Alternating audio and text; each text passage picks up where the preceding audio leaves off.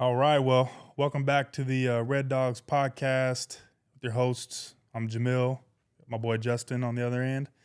Um, our last episode, we went through the first half of 2 Timothy chapter 2.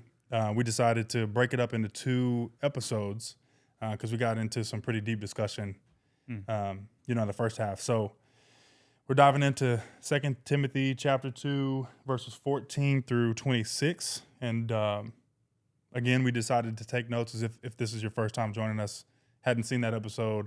We're kind of sparking each other on, during the week, focusing on a scripture just for the whole week, meditating on it, decided to take some notes and then just kind of compare notes, have a real discussion between the two of us. Yep. So I'll let you start off with kind of what you pulled out of it first. Yeah. As the whole topic on the second half of chapter 2 in 2 Timothy, it's dealing with false teachers. And really about people who've departed from truth. Mm-hmm. Now, you got to know truth to be able to discern truth. Mm-hmm. And for me, that really started, and I don't mean to, but what really jumped out to me, and this is just kind of going back to, what really stuck out with us in the first half of this chapter, is where he says, in a large house there are articles not only of gold and silver, but also of wood and clay. Yep. Some are for special purposes and some for common use. Those who cleanse themselves from the latter will be instruments for special purposes, made holy, useful to the master, and prepared to do any good work. That to me was the siren for everything. Yeah. I feel like that right there was that was the bomb in the second half of here, because then you can jump back up and it says, avoid godless chatter, because those who indulge in it will become more and more ungodly. Their teaching will spread like gangrene. Mm-hmm. So it's almost like a self-check. Yeah. Watching your tongue. What are we entertaining? Kind of going back to the previous episode, where we can doom scroll, yep, where we can indulge in things and really just kind of numb ourselves to the spirit. Yep. Mic drop. Mic drop. That's what I got. Pretty much the same thing in different words. It was 14 through 19 was essentially Paul's telling Timothy to stay away from things that produce no edification or no improvement. And then 20 was talking about and also too being approved by God. But then 20 was also talking about essentially the standard or what it looks like to be a good versus a bad vessel, and then talking about how to cleanse yourself. And then 22 through 26 was an example of how to cleanse yourself. Mm-hmm. So kind of like broke it off into being a worker approved by God.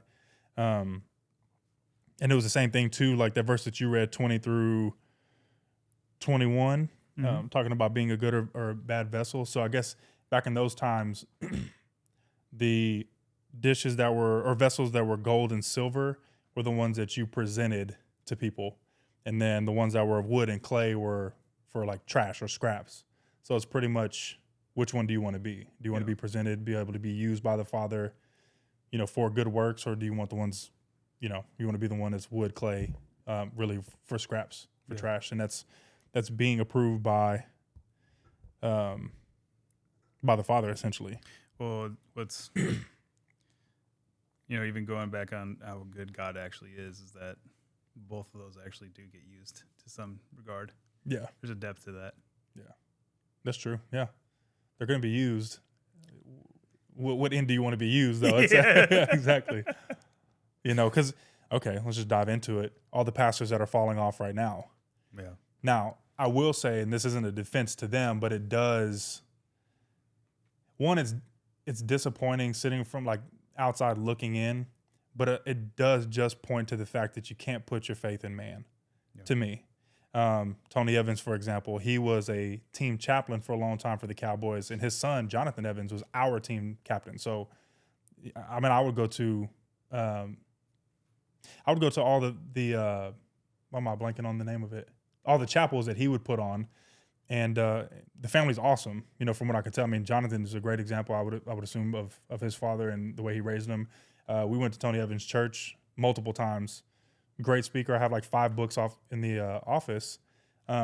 but it does just show that if you're not constantly putting yourself in a position or in a thought pattern to be approved by God, staying faithful to God, enduring in, the hard times, the trials, the temptations, that you can fall off. Yeah.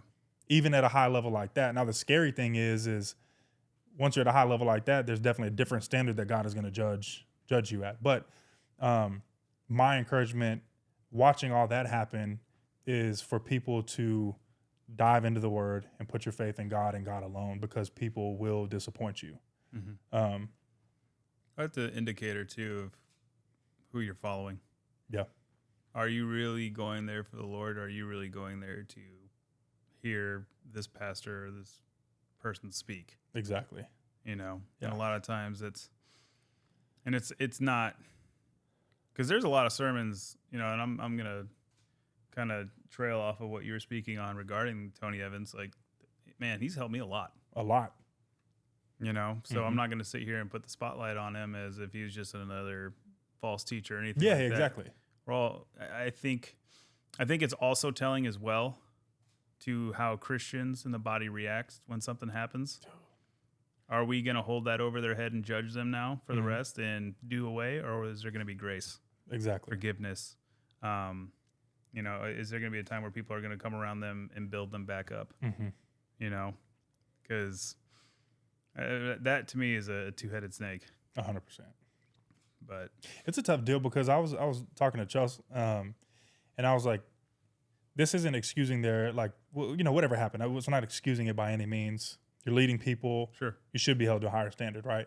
So there is the accountability piece that shouldn't happen. But at the same time, there's not a single person that I can count off the top of my head, unless they were raised in a monk, like monastery cave, Christian cave off in, I don't know, Istanbul or something, that doesn't have some type of dirt that would disqualify them from teaching people. we all have it. Exactly. But it also points right back to the need for the Father Mm-hmm. and the grace of the Father.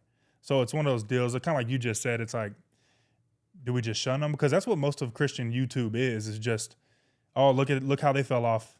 I knew they were a false teacher. Then we want to be right about having a hunch about that person. Yeah. And it's just more of it's a pride thing on this end of it, but then it's also sometimes a lack of accountability on the other end. But I do think that pastors stepping down before things get too crazy is a part of them taking a responsibility. Yeah. You know what I mean? But I don't know, just some of that stuff just sucks sometimes, because it's like, man, that's, Yeah.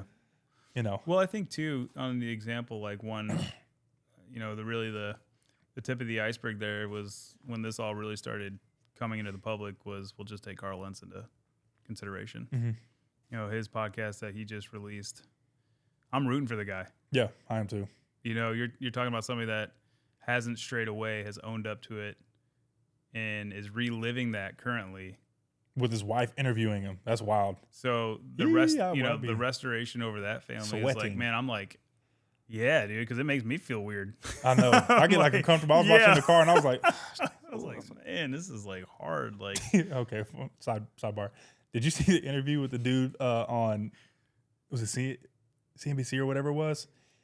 Yeah, on ABC. And it was literally, he was like, why couldn't you keep it in your pants? And I was like, whoa. Like, first question, I'm like, come on, man, you couldn't have, like, what's your name? Where were you born? Something. He said, why couldn't you keep it in your pants? And I'm like, no. And you could tell it caught him off guard. I was like, oh, I could not be in that position. I didn't see that. It was rough. Oh, man. I literally, he asked that question. I saw like a little bit of his reaction. I got uncomfortable and swiped up. I was like, yeah, I can't watch that one. I said, whoa, that's way too. He came out, Mike Tyson. Like, dang. Anyway, sorry, I derailed that conversation. But do your best to present yourself to God as one approved. Stuck out big time to me, because that goes back into the same conversation that we've been having about the day-to-day. And not just the Sunday, or not just the men's group, or not just the women's group. It's a day-to-day, do your best. And it's also, too, when people aren't looking, one, it's not just actions, but it's also your thoughts, what you're listening to, what you're watching. Because I'll find myself sometimes, because I still like, some like Big X the Plug, probably shouldn't be listening to him, but that boy slaps hard, right? Yeah. I know, it's like a Texas anthem, but then it's like I get halfway through the song, I'm like, yeah, okay, let's cut that off. Put William Augusto back on or something. You know, try to like cover up I don't know. Yeah, but that's the constant like cycle that you go into, you know, whenever you're trying to really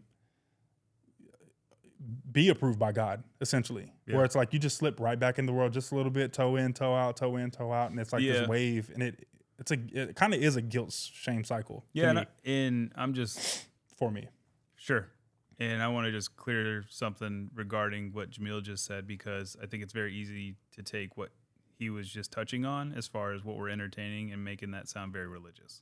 Yeah. Well, you're just, you know, we're not talking about works here. It's more so guarding your heart. Like, yes. you know yourself better than anybody, and you know the things that are going to lead you astray, essentially. Mm-hmm. And the focus and the topic of what we're talking about right now is, what am I doing to guard my heart and my relationship with the Lord? Yes. Because everybody's different. Mm-hmm.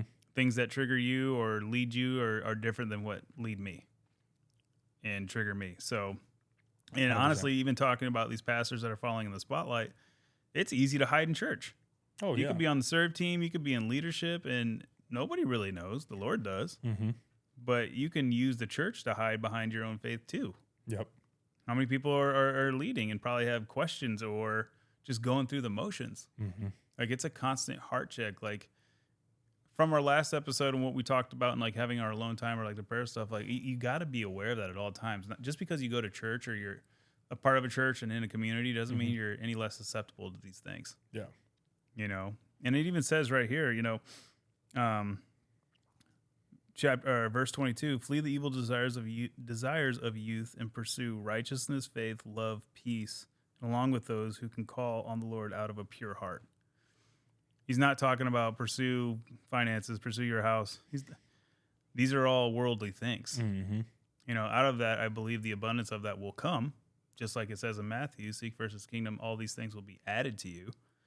But how can we steward those well, or even recognize or keep him the main thing when, to what it's saying in verse 20, you know, cleaning out these cups, these dishes, like purify yourself. Yeah. And I think it's more talking to the realization of like, I am, you know, yes, okay, we're saved by grace, like I'm clean now, but there's still stuff that is clinging to us that is like that sanctification process of that daily recommitment, that daily taking up your cross. Mm-hmm.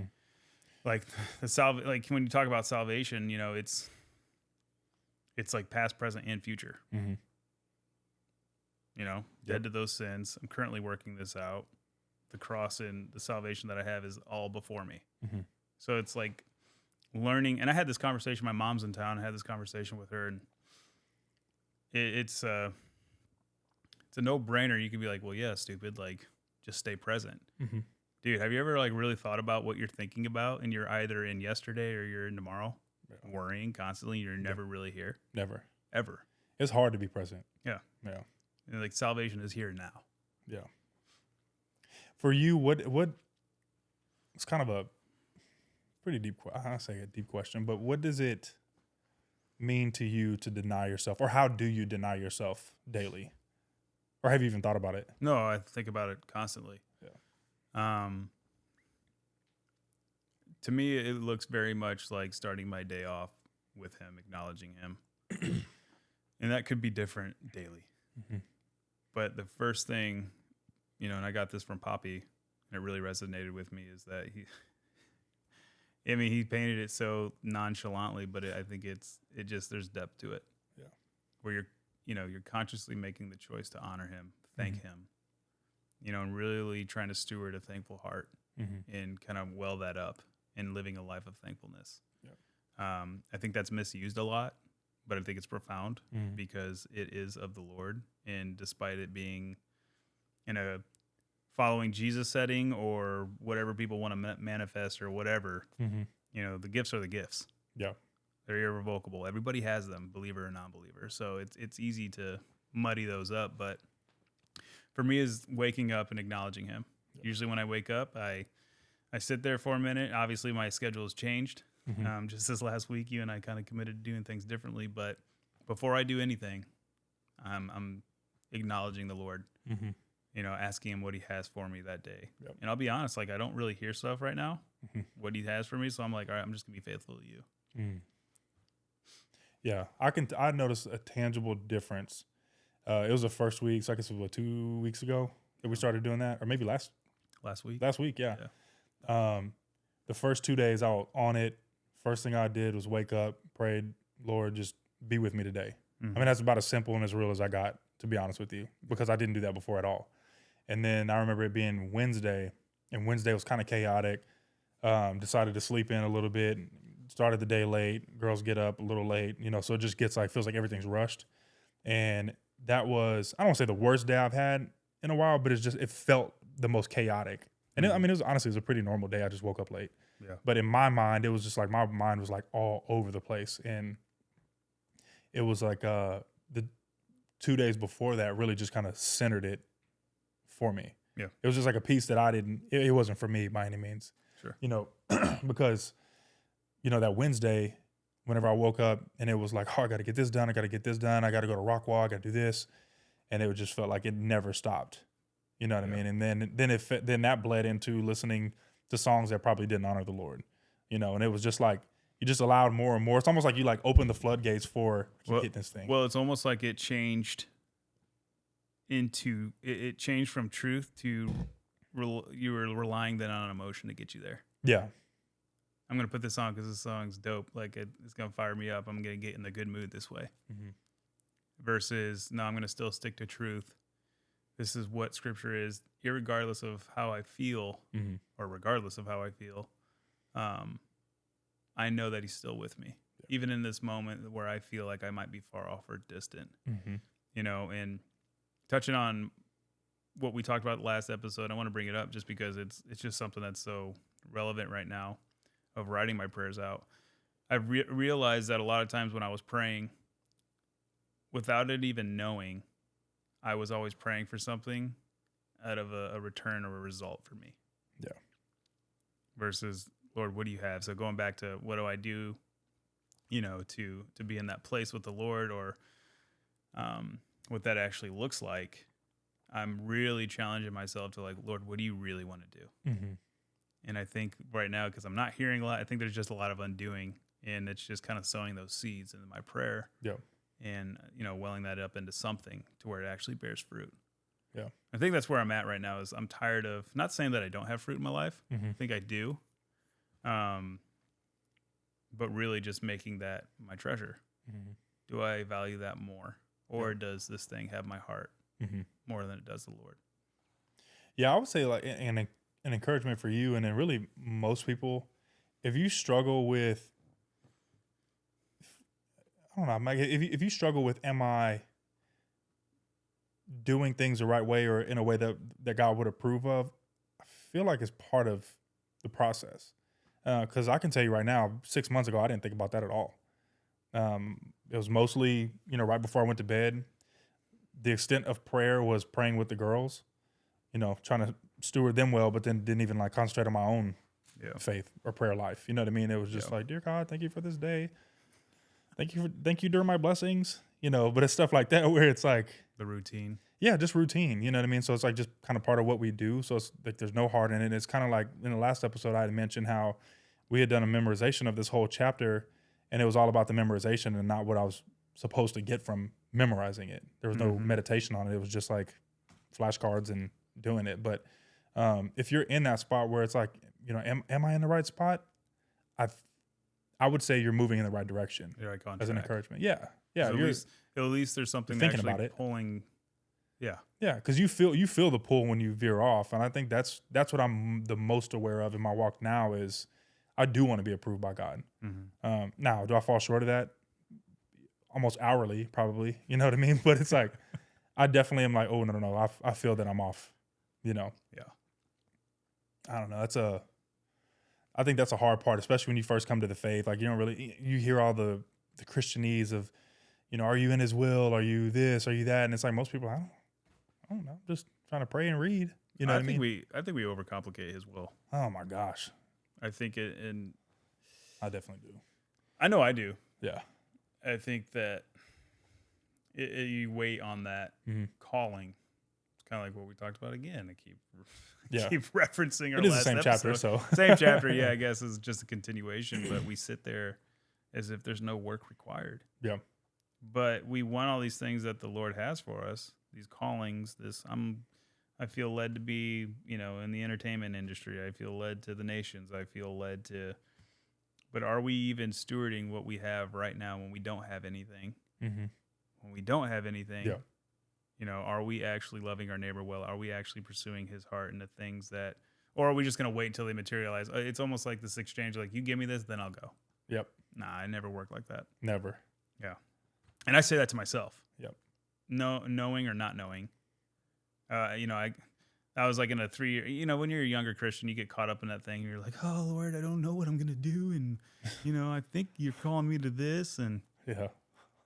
And, as I spend more time with the Lord, I'm more concerned about, is my heart right with him? Is he still my utmost treasure? Yeah. Is this the thing that I'm beholding? Am I pursuing over any other thing that comes into my life? Yeah.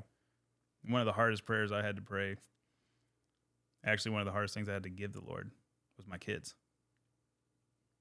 So when my kids came in, that was a gift. It's an honor to be able to be a dad, to be a husband. But also the hardest thing to give up was, these kids are yours. Yeah. They're not mine. Mm-hmm. It's my earthly duty to bring them up in your ways, for them to know you. Yep. At least show them the way. Yeah. Modeling that. That's truly become my treasure. Am I perfect at it? No. Ask my wife. She'll be the first one to tell you. And that's not a shot at her, but yeah, I'm just she's like just there. Yeah. And honestly, she's amazing because the Lord knew exactly what I needed, because I needed that structure. Mm-hmm. And she is very structured, and we balance each other out in that regard. But man, yeah, I think about things as a new Christian and the will of God and navigating that. And we always equate it to some grand thing, which I think is amazing. I think our prayers should be scary big. Mm-hmm.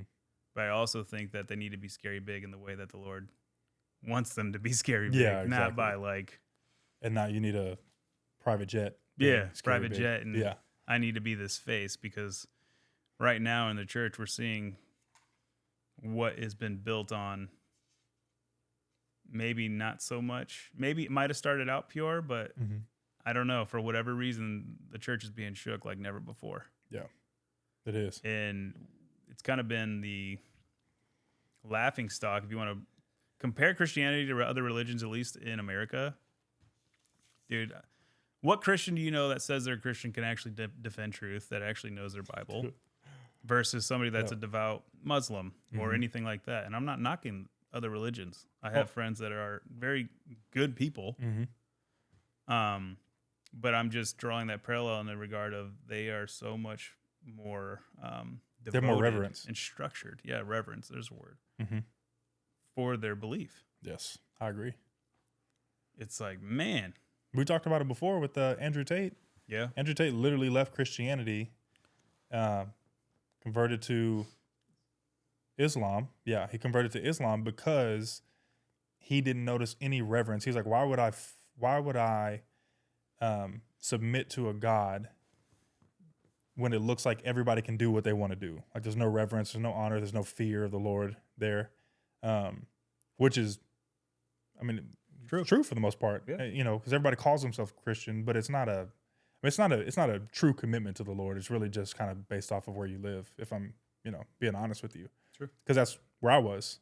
I was a quarterback from Texas that needed to look the part. You're right. So it's like, oh yeah, I mean, I was raised Christian. We went to church a couple times. Whenever I was in third grade, kind of slipped off from there, and then throughout high school, probably went twice a year. Sure. But I was definitely, I believed in God, and it's like, well, I am in Texas, so yeah, I'm Christian. I couldn't tell you a single Bible verse all through high school. You know what I mean? So that's just what America has turned into. And like you said, shaking up the church, I think the surface level Christianity is getting rocked right now. Yeah. Well, it's not satiable. Like, there's nothing that, like, there's no satiety to it. It's not lasting. You have to keep coming back. And all of a sudden you see all these platforms being built up and these churches in massive numbers and amazing entertainment. Yeah. Really. Yeah. And emotions. And that was another indicator, just. What do you feel like, if you had to give an answer, what truly builds faith? Because a lot of people think just going to church on Sunday is going to build your faith, or worshiping really well is going to build your faith, or just praying is going to build your faith. What would you say Is a faith builder? Yeah, it's like the biggest faith builder? I mean, the biggest question I would probably ask, or just looking at somebody's life and talking to them, is like, do you have any adversity in your life? Yeah. Do you have anything that is actually causing you to question anything? Or are you one of those people that are so routine that you know exactly what you're going to do and you're living this small, comfortable life to where I'm too scared to step outside of this for whatever reason? I think it's a pretty good indicator of how you steward your life and the things that you're pursuing. Mm-hmm. I mean, faith to me is, even when Jesus describes it, like if you have faith of a mustard seed, like everybody, agnostic, believing, non-believing or not, everybody actually practices faith. In something, yeah. I mean, the fact that you can sit down at a chair and know that it's not going to collapse, you have faith that that chair is going to stand there. Yep. Like right there, you have faith. Mm-hmm. But, you know, on a deeper scale or a more intimate scale, you know, in this regard, yeah, I mean, what are you actually pursuing? Are you actually moving towards something to where you're kind of unsure? Mm-hmm. Are you kind of dipping your toes in the deep end? Yeah. Or are you just going to be scared and shrivel back up and try to control everything? Yeah. And I think that's the thing when you're pursuing the Lord, is that he's never going to, you can't pursue the Lord and not change. Mm-hmm. You're going to find yourself in that wilderness time and time again and scratching your head and questioning everything. And I know a lot of people that are in there and have stayed there their entire lives. And that's a hard thing to navigate. It can be. Mm-hmm. But if you are surrounded by the right people that are speaking the things that truly matter, encouraging you, telling you to be strong in the grace that's given to you, right? In the first part of the chapter, you got to be vulnerable too. Yeah. You can't just respond in the way that you think or you ought to, even in your prayers. Like, God is not going to be upset. There's nothing that you could say to him that's going to change the way he thinks about you. So why not just rip the Band-Aid off? Why not just go to him? Now, you don't stay there. You don't want to just stay in this place of, you know, casting all your burdens on him and then really just turning into a pity party. Mm-hmm. But having the hard questions, like, I don't know if you're good. Yeah. I don't know if I can trust you. Mm-hmm. Am I even saved? Yeah. And what is the point of this? I think there is the process where it begins to actually have an encounter change. Yeah. And meet him in those areas. Yeah. Yeah, I've been in a spot where it's like I've had a big time hunger for getting in the word. We've been in the same spot, you know, where it's like, but I can feel like it's a heavier weight than just me wanting, like, being curious. I'm naturally pretty curious, but it's almost like an urgency to get in the word. And I started, what made me think about it was, let's see right here, verse 15. Hold on. Yeah, verse 15. So do your best to present yourself to God as one approved, a worker who has no need to be ashamed. And then this part, rightly handling the word of truth. So right there, it instantly goes into reverence, right? So rightly handling the word of truth. But then also doing some like Googling, it was like Romans chapter 10, verse 17. So faith comes from hearing, and hearing through the word of Christ. So you have to make sure, we were talking about guarding your heart. You have to make sure that you're reading the word. Kind of like you had said, you got to be able to, how many Christians can defend their faith, like know what they actually believe and why they believe it. But then also, too, make sure that whoever's teaching you knows how to rightly handle the word. Because that's where we slipped up as Christians, in my opinion, is it's gotten off into the prosperity gospel, or everybody's interpretation is valid. You know what I mean? Where it's like we've kind of roped in like the Constitution, like everybody has a freedom of speech, into like my truth, your truth, our truth, their truth. And it's like, okay, well, what is the truth? Yep. Because if this is the word of God, it's not going to change based off of whoever.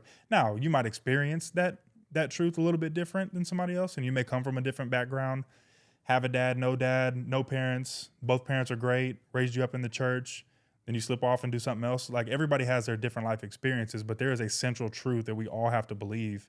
And that's where, like, this passage really stuck out to me, talking about avoid irreverent babble, for it will lead people into more and more ungodliness. And I think that's where America is right now, is everybody has such a disagreement on what all this means, and everybody's planting their flag in one spot. And it's like, this wasn't designed for us to all have different perspectives. It's like, this is God's perspective, and we need to plant our flags closer and closer and closer until we're all aligned as Christians. So that's kind of that was like the urgency that I felt whenever I was texting you that one time. It's like, everybody just needs to get back in the Word.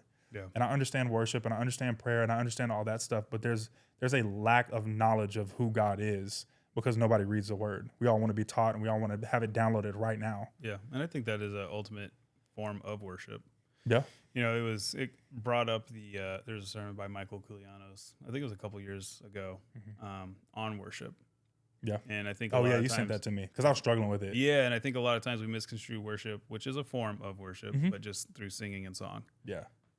100% accurate. But also, too, he talks about, and I don't want to butcher it, so I'll just touch on it lightly. You can find it. It's literally on YouTube. Yeah. But he talked about how Abraham, before he had to go up and sacrifice his son, he told him, let's go up on the mountain and worship the Lord. So the simple obedience is the highest form of worship that we could have for the Lord. So devoting your time and honoring him, reading the Word is a form of worship. Yeah. So just wanted to touch on that. Was it that scripture in Matthew? If you love me, you'll obey my commands. Yeah. And it's like, so what does he command? We have to read the Word to know what he commands. Right. So that's just kind of to get onto that same point. It's just, we've lost a reverence for the Word of truth. That and the or Lord we in just, general. we've never even really been taught to know what it actually looks like. That's true. I don't think it's been modeled well. Yeah. And there are a lot of churches now, or at least it seems to be, one being ours, and I'm going to tip my hat to them, that display that. Yep. Our highest calling is to be in union with him, to know him all the days of our lives and into eternity. Yeah. Like, if you don't know the will of your life, like, make that the will of your life, because that is your will of your life. It's as simple as that. Yeah. And I always touch on the emotion piece of it, but there is emotion involved. You know Absolutely. what I mean? They're God-given. They're created to have him. I think that's the hard part here, like now in like America, is because there's these polar opposites. It's almost like Democrat, Republican, where it's spirit-filled, but you're not rooted in the Word. But then on the other end, it's like staunch Baptist, like legalism, where it's like you're only in the Word, but then you have no emotion, for like the feeling and the relationship with the Lord. Right. So it's like, well, how do we kind of work our way to where we have both? Yeah. You know what I mean? For starters, I think what's happening now and what we're seeing more and more, within our own church, is actually making disciples.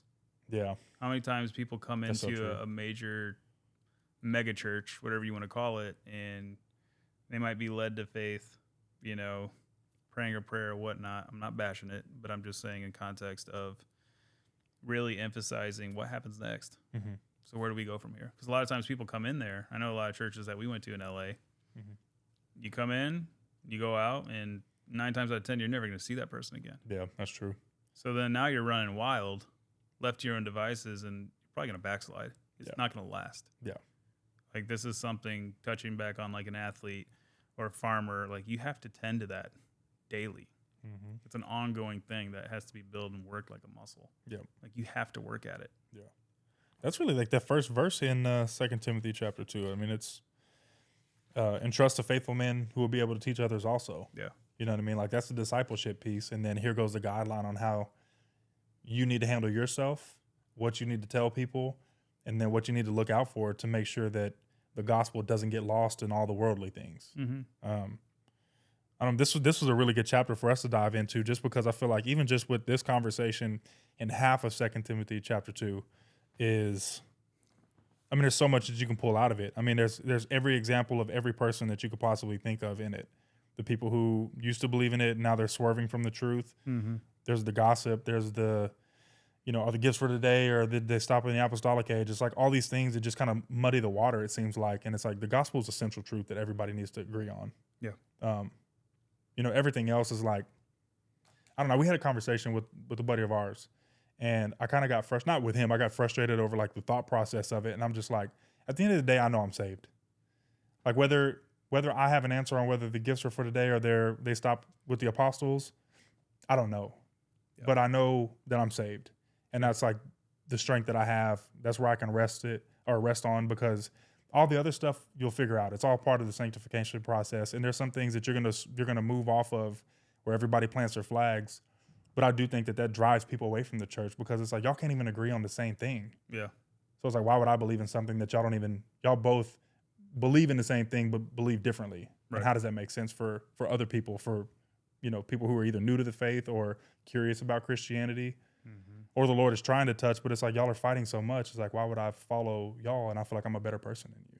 Right. So it's like we just need to agree on something as a church, and just avoid all like these fights that really just you're losing souls. Yeah. At the end of the day, That can be tough to navigate too, because super tough. Yeah, I mean, and I think that's all the more why people that are in church and walking in the faith and have time under their belts with the Lord need to be praying for leaders.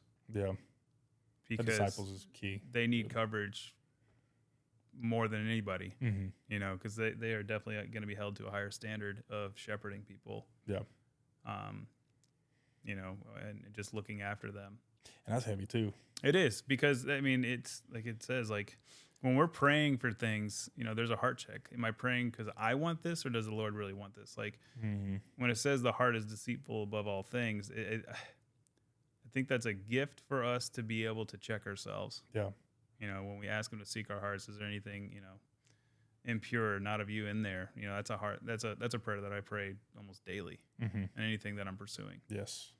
That doesn't stop me from doing something, but it's more so like, Lord, if at any time along this way, my intention or my heart with this is off, like let it be known. Yeah. Like, let me change that then. Yep. But yeah, going back to that,